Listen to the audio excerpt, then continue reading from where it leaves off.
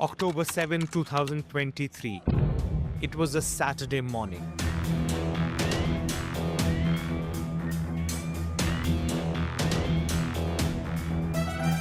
What began like any other day became Israel's darkest since 1948.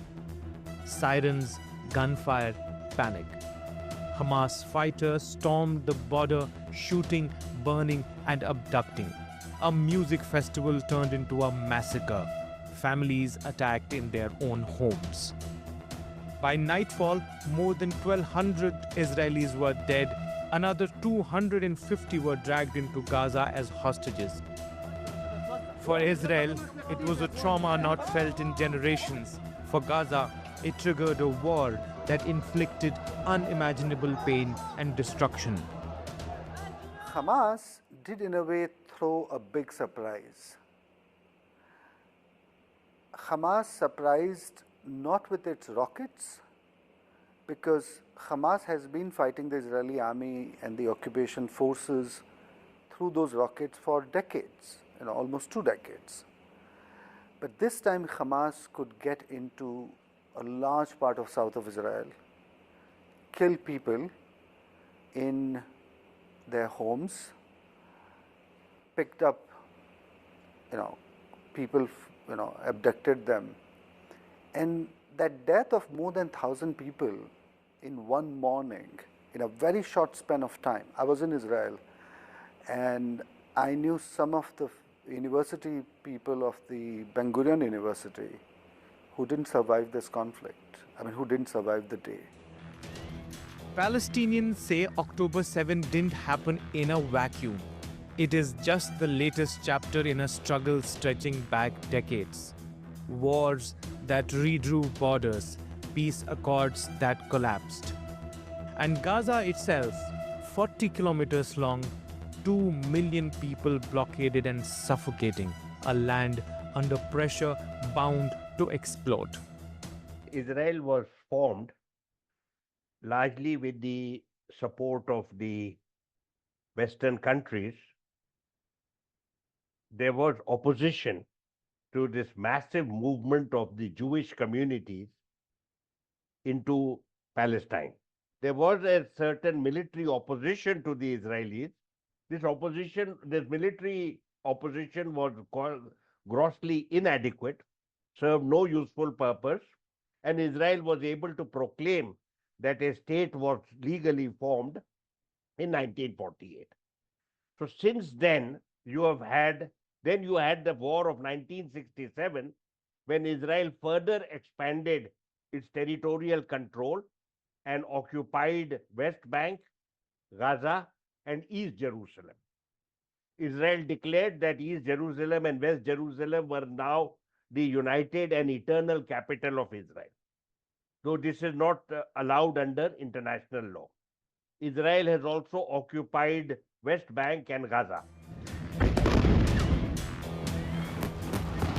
After the Hamas attack, Israel hit back immediately. Airstrikes thundered across Gaza. Tanks rolled to the borders.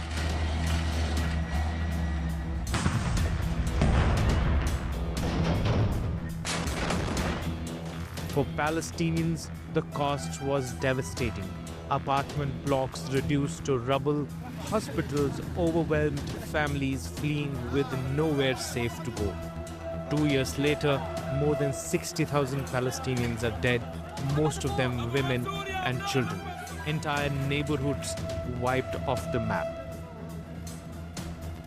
Yes, I have a lot of friends who were killed during this war. Among them was Ahmad al-Masri, who was calling me on December 6th, 2023. And during the call, we were discussing how to end the war.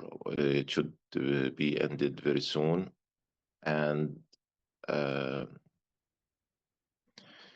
all of a sudden, he's gone. He was bombed by an F-16 airstrike, and he was killed, he and his daughter. His daughter was the age of my daughter. Then came the blockade. Food, medicine, fuel trickling in, but never enough. The UN has warned of famine, and other aid groups called the situation unbearable. The world watched as Gaza's children starved. The market is completely empty. I mean, to just give another example, one of our staff went around to look for water bottles. There was completely no supply. He only managed to kind of get only 5 liters of water bottle. Even one of our survey that we actually conducted among our staff, even our staff have lost 10 to 15 kgs in the past months. So that shows it's not only our patient, but also our caregivers also being equally affected, because literally there is no any supply existing in the market. The hostages remained an open wound. On October 7, Hamas dragged more than 250 people into Gaza. Some were freed, many died, and others remained captive for too long. For Israel, the demand to bring them back shook its politics and haunted families for 2 years. There's a story of a Nepalese boy, Bipin Joshi, whose mother and sister just went to Israel a month back. And this boy was a student of agricultural science in Israel, and on October 7th, he was abducted. So I think it's really a very complex political situation. Around the globe, anger against death and destruction in Gaza has been spilling into the streets. Protests erupted in capital cities, calls for ceasefire, flags and chants. In politics, the tide shifted. More countries have recognized Palestine as a state. At the United Nations, Netanyahu's speech sparked mass walkouts, a striking sign of Israel's growing isolation. I think Israel has certainly erred on this notion that everything is fair in a war. That's not the world today. So they thought the world will not care. But I think world cares in its own poor or complicated manner. And now Israel is really in a very difficult position when it comes to the public opinion across the world, when it comes to the non-state agencies working in international forums, and when it comes to many of the sports, culture, even academic boycotts. It's difficult. 2 years on, Gaza lies in ruins. Trump's peace plan has promised withdrawal, oversight, and even a path to a long-term solution. This afternoon, after extensive consultation with our friends and partners throughout the region, I'm formally releasing our principles for peace, which people have really liked, I must say. If accepted by Hamas, this proposal calls for the release of all remaining hostages. Under the plan, Arab and Muslim countries have committed, and in writing, to demilitarize Gaza, decommission the military capabilities of Hamas. All parties will agree on a timeline for Israeli forces to withdraw in phases. They'll be withdrawing in phases. I support your plan to end the war in Gaza, which achieves our war aims.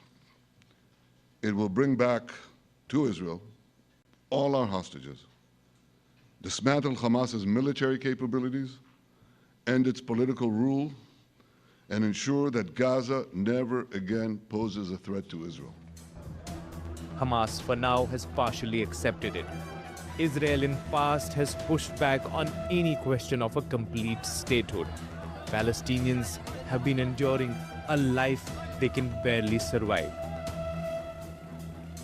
Unfortunately, we have a very bad experience with the Israeli governments because they do not comply with the agreements and the peace accords that were signed before. I think they will committed to the points that will be for the benefits of them, but for the withdrawal in Gaza and making free access of humanitarian aid, I think they will start to put obstacles as they usually did in the past, unfortunately. October 7 was just one day, but its shadow still stretches across generations. For Israelis, the massacre, the hostages, the fear that peace will come at too high a price. For Palestinians, the bombed homes, the hunger, the death, the longing for dignity and their own homeland. Above all, a normal life. Now there is a flicker of dialogue, but no trust. A hint of peace, but no promise. So the question remains, will this land ever find a way to heal? Will there be everlasting peace? Or will it remain trapped between memory and mourning, between hope and war?